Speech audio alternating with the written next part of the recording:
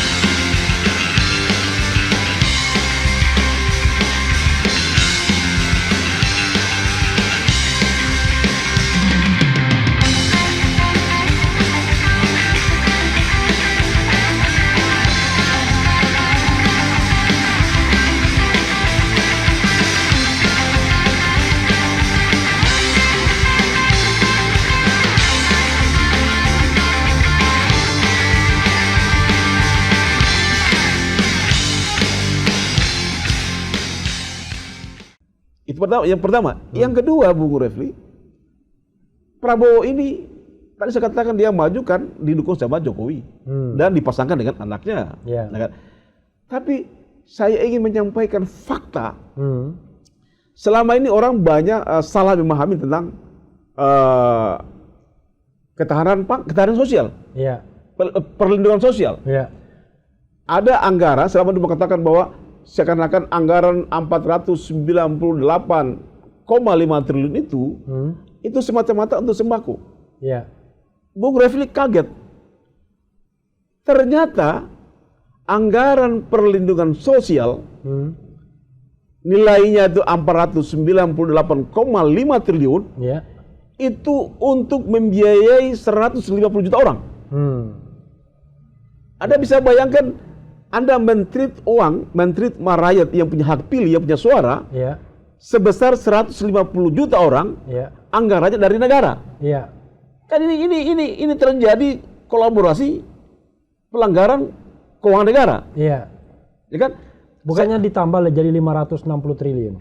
Bukan. 400, ini salah paham. Iya. Di dalam kita bicara dalam APBN 2024. Oke. Ya kan? APBN itu kan DIPA-nya baru keluar, DIPA itu kan harus ke menteri terkait kan? Iya, iya. Kalau misalnya bicara bansos harus menteri sosial. Iya. Itu kan DIPA-nya mulai dikasihkan Januari. Iya. Ya kan? Januari berarti kan pengadaannya tendernya itu Februari. DIPA itu daftar isian Proyek. proyek. Iya kan? Ya, oke. Berarti kan DIPA-nya itu kan mulai dirilis, mulai diberikan pemerintah itu Januari. Mulai Februari itu mulai tenderkan. Iya. Ya kan, dikerjakan kan? Iya. Nah, yang menjadi pertanyaan, ini orang nggak tahu. Dana perlindungan sosial 498,5 triliun ini ternyata digunakan untuk membiayai 150 juta orang. Ya kan? Iya. Apa saja itu? Ini Bu Raffi tahu, yaitu namanya PKH. Oke. Penerima Keluarga Harapan. Oke, perlindungan Penerima Keluarga Harapan. penerima keluarga harapan. Ya kan? Oke. Ini nilainya 10 juta orang. Iya. Ya. Yang kedua adalah sembako. Oke. Itu nilainya 18 juta orang. 18 juta orang, oke. Ya kan? 18 juta, 18 ribu. 18 juta, 18 ribu orang. Oke. 18,8 juta. Ya. Berarti sudah 28 juta orang kan? Iya. Ditambah lagi dengan PIP. Program Indonesia Pintar. Oke. Ini 20 juta orang. 20 juta orang. Ya kan? Tambah lagi dengan ini pelajar ya, anak ABG yang milenial Z, kalian Z. Iya. Tambah lagi KIP, KIP. kredit Kartu Indonesia Pintar. Iya. Itu 1,1 juta orang. Iya. 1,1 juta Orang. Iya. Yang paling besar adalah sudah 45 itu. bukan yang ya, itu aja berapa sekarang itu? Sudah 45 juta tadi, kurang lebih. Iya, ditambah lagi dengan namanya pembiayaan iuran kesehatan nasional, JKN. Iya. Jaminan kesehatan nasional 98 juta orang. Oke. Ya kan? Iya. Ditambah lagi dengan BLT Iya. 2,9 juta orang. Oke. Total saya nilai itu 150 juta. Oke. Ya kan? Dan itu diklaim sebagai program paslon. Dan anehnya program ini diluncurkan tanpa ada sasaran. Padahal di dalam undang APBN itu sasaran dikritik pemerintah sendiri mengkritik bahwa program ini sesungguhnya tidak efektif. Program ini sesungguhnya adalah tidak tepat waktu. Kalau tanggalnya nggak tepat, penyaluran nggak tepat. 130 juta orang, Bung Refli. Kalau ini diberikan semua dan untuk memilih salah satu paslon, taruhlah 150 juta orang ini yang efektif untuk memilih salah satu paslon, 75%, ya 50%. Udah menang pasti. Udah menang. Oke. Jadi sesungguhnya pemilu telah dimenangkan oleh dana APBN 490 triliun itu, ya kan, dana pilihan sosial itu. Jadi artinya sudah menanglah itu sebelum pencoblosan. Oke. Nah, jadi ini hal-hal yang harus dihentikan. Karena ternyata dana bansos ini, dana perlindungan sosial ini dimulai awal Covid 2020. Ya. Itu nilainya 498 triliun. Oke. 2020. Iya. 2021 turun menjadi 400, kalau saya tidak salah, 464 triliun. 468. 60 triliun. Iya, 68. 60 triliun. Oke. 2022 turun lagi menjadi 461 triliun. Oke. Ya. Turun lagi 2023 menjadi 460 triliun. 2024 pemilu naik 498. Oke. Jadi artinya memang ada by design. Oke. Ini adalah pelanggaran undang-undang. Ya kan? Nah, inilah hal-hal yang harus dipahami. Bahwa Anies itu kalah karena dikalahkan dengan dana bansos 400, dana perlindungan sosial. Jadi bukan dana bansos ya. Iya. Dana perlindungan sosial. Perlindungan sosial. Ya. Oke. Kalau dana bansos itu cuma 18 juta orang. Oke. Ya kan? Jadi yang terima sembako itu hanya penerima sembako hanya 18.800.000 orang. Iya. Ya kan? Jadi kita bicara bukan dana bansos, kita bicara dana perlindungan sosial. Oke. Ya kan? Itu nilainya 498 triliun, 5. Iya. Nah, ini yang digunakan. Ya.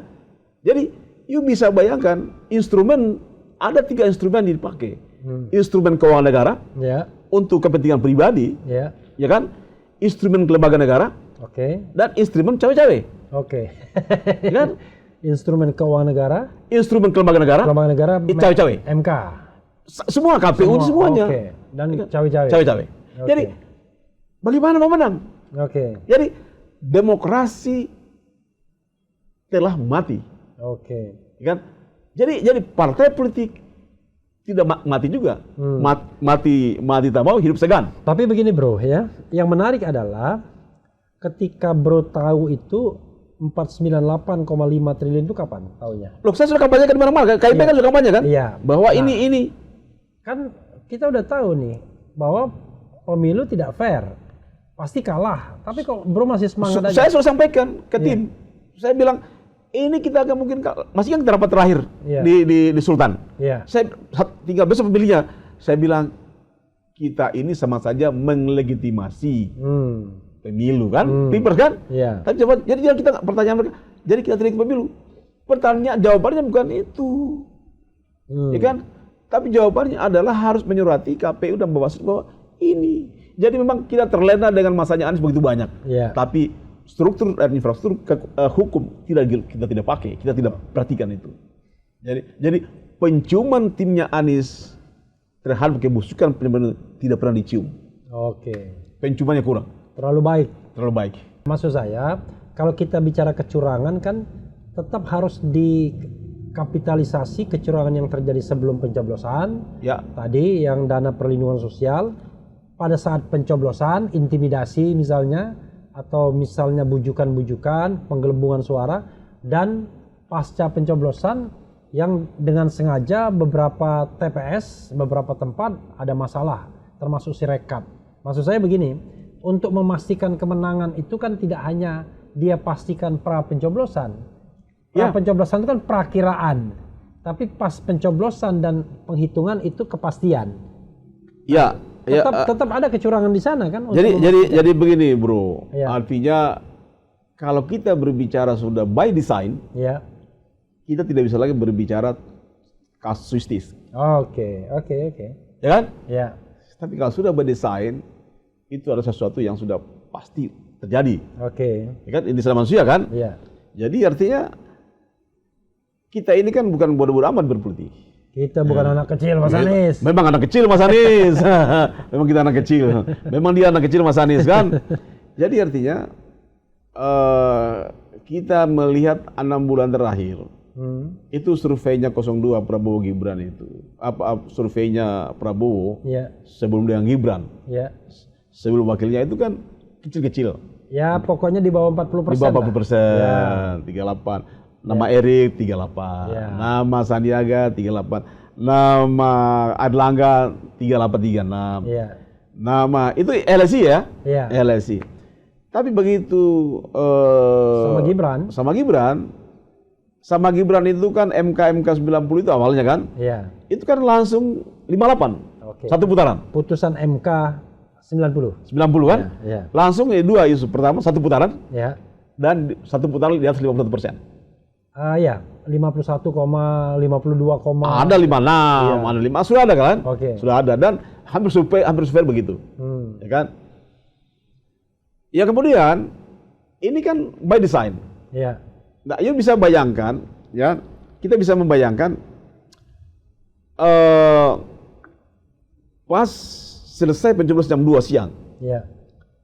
Jam 4 pencoblosan selesai jam 1. Jam 1 perhitungan jam 2. Perhitungan jam 2.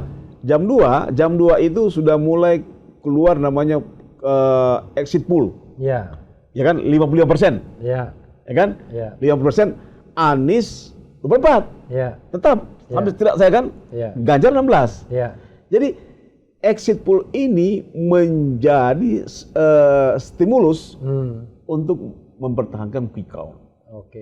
Jadi ada pesan berantai, Sorry. Ada exit poll juga ya? Ada 50%. Itu jam 2 kalau salah. Ya.